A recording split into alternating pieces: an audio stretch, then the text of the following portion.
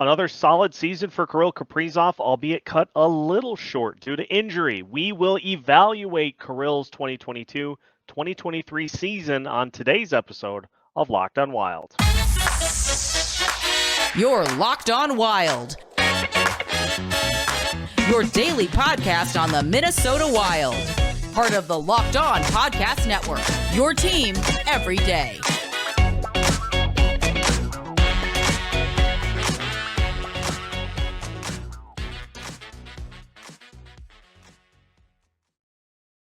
What's happening, everybody? Welcome to another episode of Locked on Wild, your daily Minnesota Wild podcast, part of the Locked On Podcast Network, your team every day. Thank you for making Locked on Wild your first listen each and every day. Make sure you subscribe on YouTube and your favorite podcast platform so you don't miss out on any new episodes throughout the week. Today's episode is brought to you by Game Time. You can download the Game Time app, create an account, and use code LOCKEDONNHL for $20 off your first purchase. On today's episode of Locked on Wild, we dive into Kirill Kaprizov's 2022-2023 season. We'll grade his performance, look at some of the highs and the lows, the good and the bad, and what we need from Kaprizov next year and beyond. My name is Seth Topol, your daily Minnesota Wild insider, and we're starting off our player grades with Kirill the Thrill, getting the easy one out of the way first. And for Kaprizov, it wasn't as it's interesting because the numbers don't tell as much of a story as last year's team did, but I think Kaprizov's game right up until he got hurt, I think was pretty similar to what we saw last year. Just the team around him really struggled, which led to a dip, especially in the realm of assists. Statistically, Kaprizov playing in 67 games this year, he had 40 goals, 35 assists, so 75 total points. His plus minus dropped to +4 compared to +27 last year. Also a career high in penalty minutes with 35, but 32 points on the power play. He had 17 power play goals and 15 power play assists, and saw a career high in time on ice as well, with just over 21 minutes per game. Now, with those 15 games that Kaprizov missed, with how he was trending going into that game against the Winnipeg Jets in which he got hurt, there was a likely chance that goal-wise, he was going to finish up similar to or slightly above what he did last year, which was 47 goals. So there's a chance he could have outdone that. I know we had talked on this show, the everydayers that listen, we discussed the potential for him to get to 50 goals, and then he got hurt. So I might have jinxed it myself, but nonetheless, still similar in terms of production. It just was a different type of production because with everybody scoring the goals last year, so many players having career seasons, he had a lot of opportunities for assists, and those just did not materialize this season as much as they have in previous years. Now, I want to look at the splits too because this is interesting to look at, kind of the breakdown of where things happened. So we start off the season in the month of October, and Kaprizov started the season with 6 goals. He had 11 points in October. He had 16 points in November, which included 7 goals and 9 assists. He had 18 points in December, which included 7 goals and 11 assists. He had 14 points in January, which included 7 goals, 7 assists.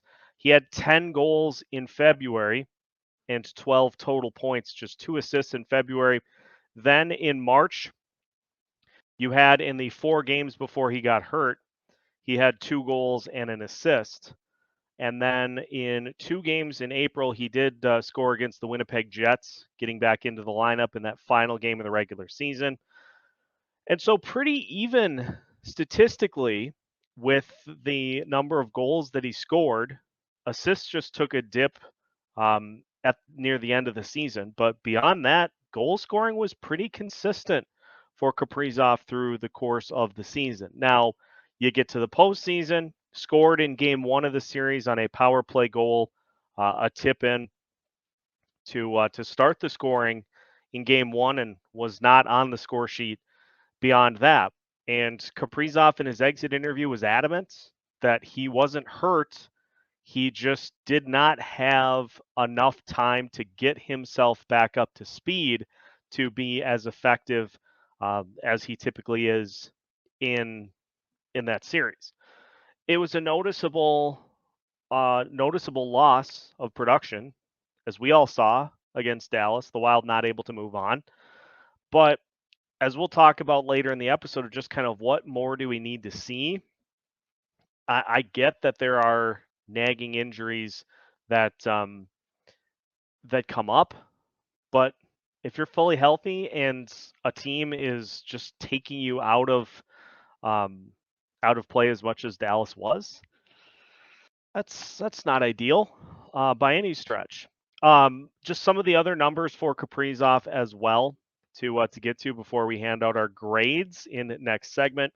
A career high in Corsi for percentage for Kaprizov in all situations. It jumped to 63% this year compared to 60.8 last year. And just a lot of metrics in which show that Kaprizov continued to make some strides. His on ice goals for per 60 minutes this year dropped to 4.2. It was at 5.2 last year, but on ice goals against, a career low at 2.2 goals against per 60 minutes. His goals per 60 minutes, not a career high, but just 0.1% off at 1.7. His assists down to 1.5 this year per 60 from 2.4 last year. And points per 60, 3.2 down from 4.2 last year. But again, a lot of that is not necessarily Kaprizov's fault, is still trying to set teammates up for opportunities and just having teammates that are not able to bury those the same way that they were last year. So that is a pretty clear-cut way, I think, to explain the dip in assists. But beyond that, it was just more of what we've come to know from Kaprizov. Solid play on the ice, the ability to just really make people look foolish out there, and to score some crazy goals as well. So Kaprizov was able to keep his scoring at a similar rate to where he was at last year. Didn't obviously get to that point because of injury, but all in all, pretty solid season for Kirill Kaprizov in his third year in the NHL. Now, we'll hand out grades. We'll take a look at some of the good aspects of Kaprizov's season, some of the bad as well. All of that coming up as we continue today's episode of Locked on Wild after this. There is nothing that is as stressful as trying to find tickets for a Twins game or any sporting event the day of the event. You decide you want to go hang out at Target Field with your friends. Getting tickets shouldn't be hard, and so the Game Time app is here to help you with just that.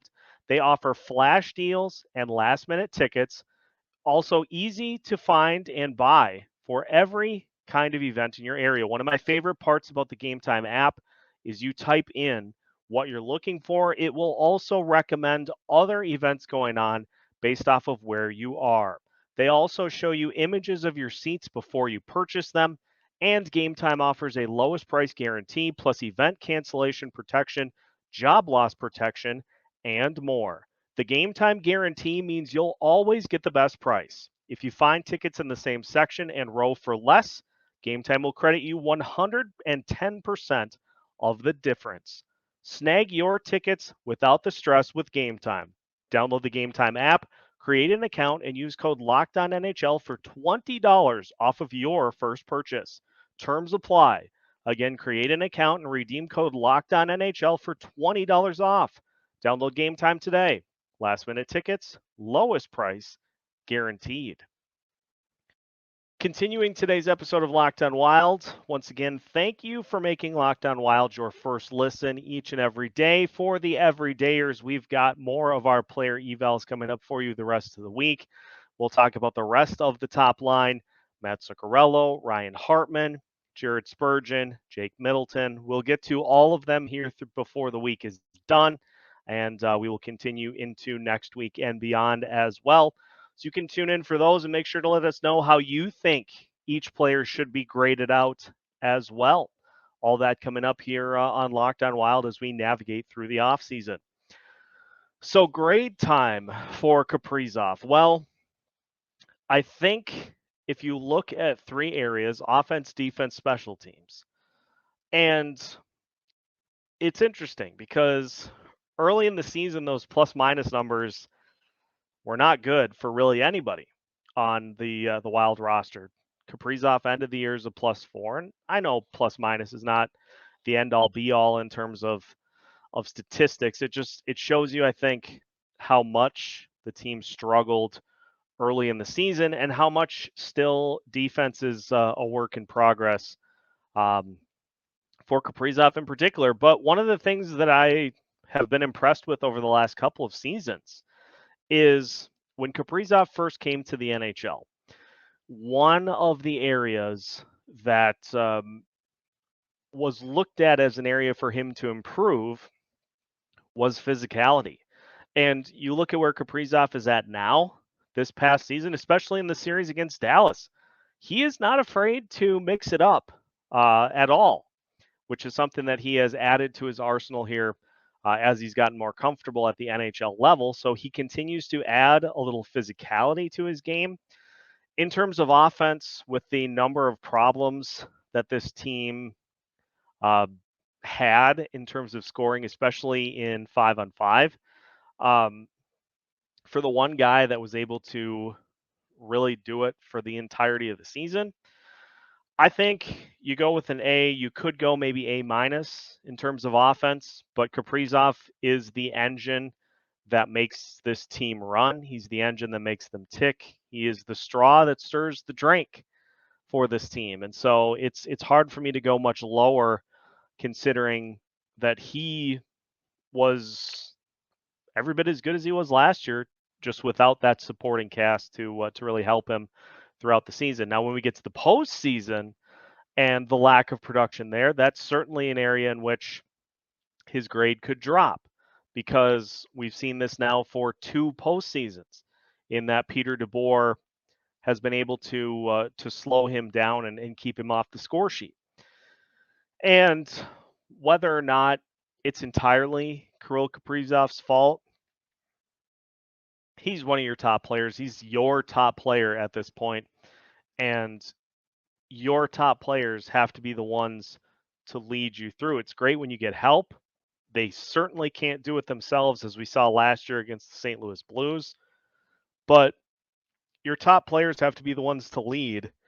And so you can knock Kaprizov down in terms of his overall grade for his postseason performance. I'd probably go somewhere around a C+ for the postseason. But offensively, I'm going to go with an A. Again, stirs the drink.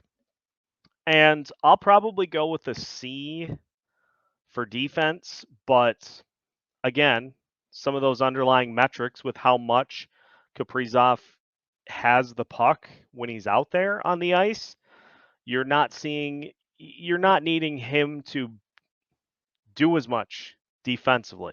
It's not like you're asking him to go lock somebody down. His job is to score. He does that well. So I'll go A for offense. I will go C+ for the postseason. I'll go C for the postseason. I'll go C+ for defense.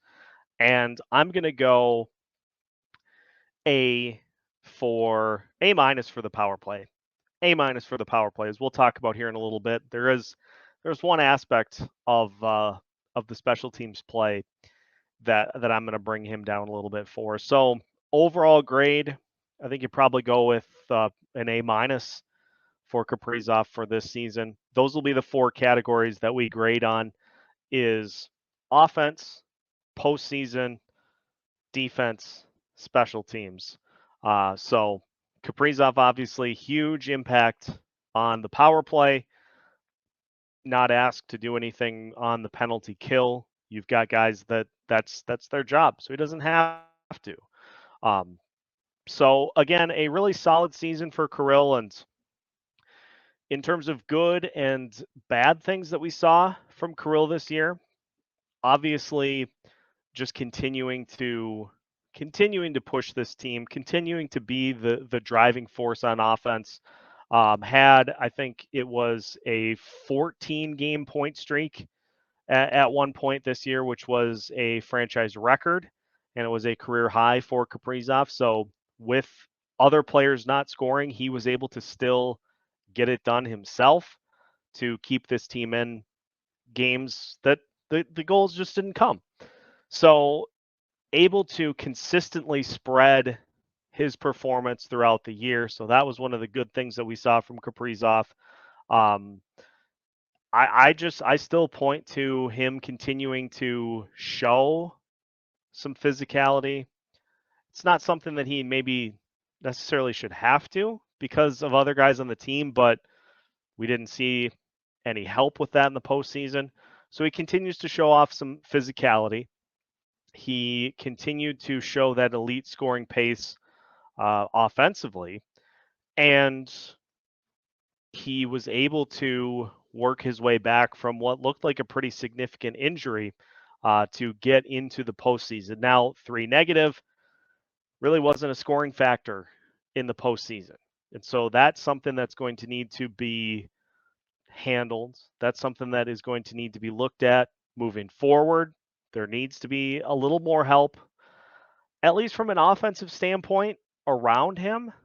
But you also, as the top dog, you got to lead. So that was one negative from this year. I continue to think that Kaprizov can be way more selfish than he is, especially on the power play. Just as there's a lot of passing on that power play, even with the team having success the way they did this year on that top power play unit. There still is just too much passing. So I think that is another thing and another area for growth that Kaprizov can have is just trying to be more selfish and take more shots as opposed to trying to set everybody up for these insane goals. And it's if he sees an opening that other players don't, it's hard to knock a guy for trying to thread the needle. But you just see the amount of shots that are not being taken by this team in key areas, and you want to see Kaprizov to be the one to take them. So by and large, the biggest thing I think for Kirill is just to continue to do his thing and to maybe do a little more of it. Take half or a third of those opportunities where he passes. Just let that thing fly, let that puck rip. But I don't really have any doubt that he'll be able to continue to do that as his career unfolds. Now, what do we need to see from Kirill? We talked a little bit about it, but we'll expand upon what we need to see from Kaprizov as his career unfolds. We'll take a look at where his contract is at as well. All of that coming up after this here on Locked on Wild. Our next partner has a product that I use literally every day of the week. That is AG1 by Athletic Greens. Maybe you're like me, you want to be healthy and eat well, but it's always easier said than done. That's no longer the case with AG1. With just one delicious scoop of AG1 in a glass of water each day, you're absorbing 75 high-quality vitamins, minerals, whole food source superfoods, probiotics, and adaptogens to help you start your day right. This special blend of ingredients supports your gut health, your nervous system, your immune system, your energy, recovery, focus, and aging. It can be hard and expensive to keep track of multiple different supplements and vitamins, not to mention how hard it can be on your stomach. AG1 costs you less than $3 a day. You're investing in your health, and it's cheaper than your cold brew habit. Right now, it's time to reclaim your health and arm your immune system with convenient daily nutrition. To make it easy, Athletic Greens is going to give you a free 1 year supply of immune supporting vitamin D and 5 free travel packs with your first purchase. All you have to do is visit athleticgreens.com/NHL network.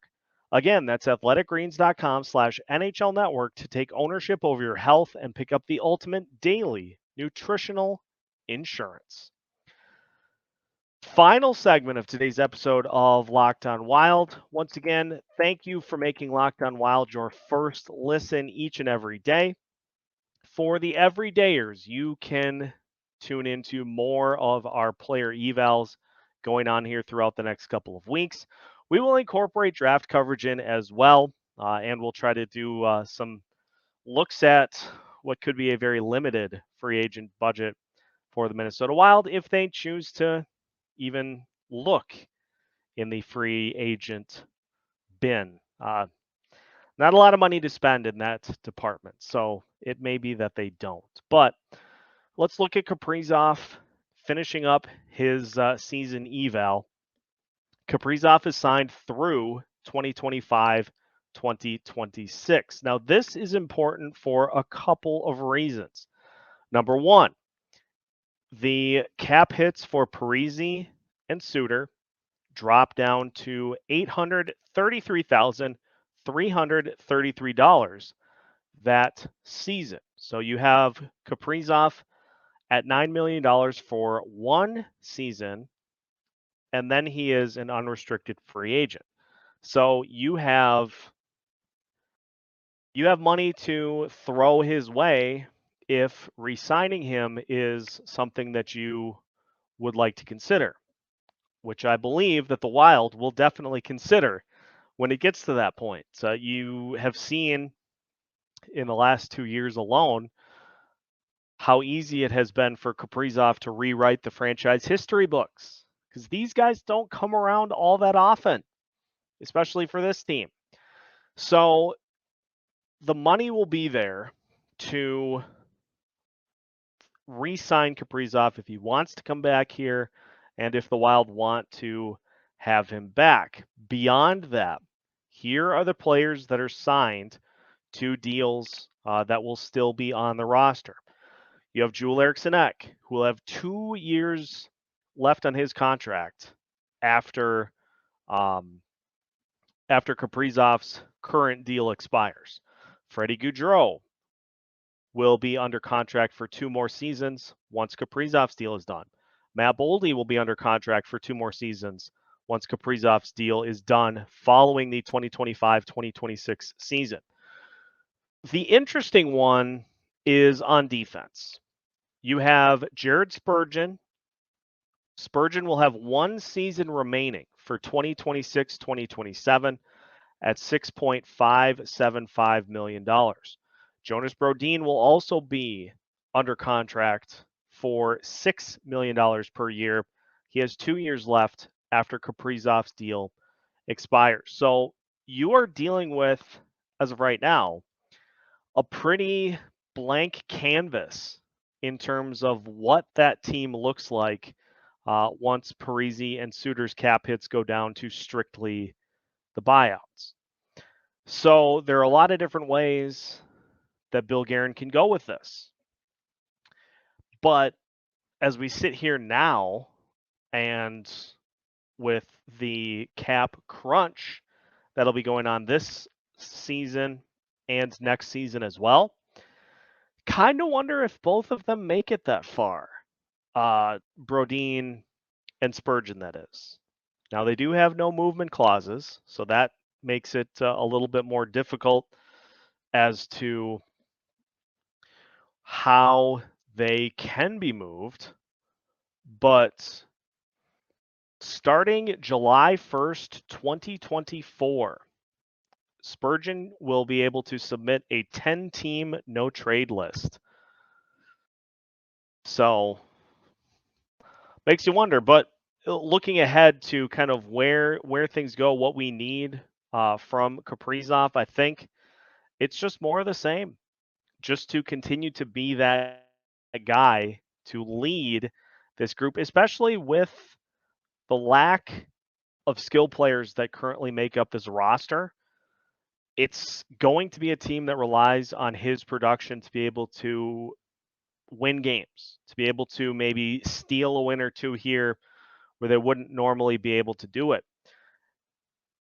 But the onus is going to be on Bill Guerin to continue to put skill players around Kaprizov to help him out a little bit. You can't win with just one guy kind of leading the roster. And there are other players that have certainly contributed.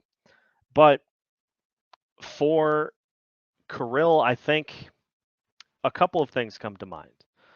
Number one, continue to lead. Number two, let's see the next postseason that this team ends up making. Let's have it look more like the year before this against the Blues, where he is just doing the thing up and down the ice and is just dominating the opponent, as opposed to what we saw this past season and what we saw against the Vegas Golden Knights, where he's mostly held in check. That's, I think, the biggest one, is that Kirill has proven that he can be a dynamic regular season scorer, but you got to be able to do it in the postseason too. And so, injured going in, yes, and that doesn't mean if Kaprizov says that he was 100%, doesn't necessarily mean that he was, but you got to find a way to lead the production there in the postseason as well. Do it in the regular season. Do it better in the postseason. That'd be the biggest thing I think I would look for from Kirill. And the other side of it is just shoot more. Shoot more than you already do, which is crazy to be saying that about a guy like Kaprizov, but his shot attempts in 81 games last year were 515. In 67 games this year, he had 498. So he continues to trend. Had he played a full season, he would have greatly outpaced that total shots number. Do it again in 2023, 2024. Lead the way, and the rest of the team will follow. So there you have it for today's edition of Locked On Wild. Now that you are finished listening to Kirill Kaprizov's player eval, everydayers can tune in tomorrow when we talk about Matt Zuccarello and his 2022-2023 season. Thank you if this was your first time listening to Locked On Wild. Thanks for tuning in. We hope to see you back on tomorrow's episode. If you're an everydayer, thanks for once again tuning in today, and we'll talk to you again tomorrow. Either way, make sure that you subscribe on YouTube and your favorite podcast platform so you don't miss out on any of our new videos and episodes throughout the week. We have new content for you every Monday through Friday as part of the Locked On Podcast Network.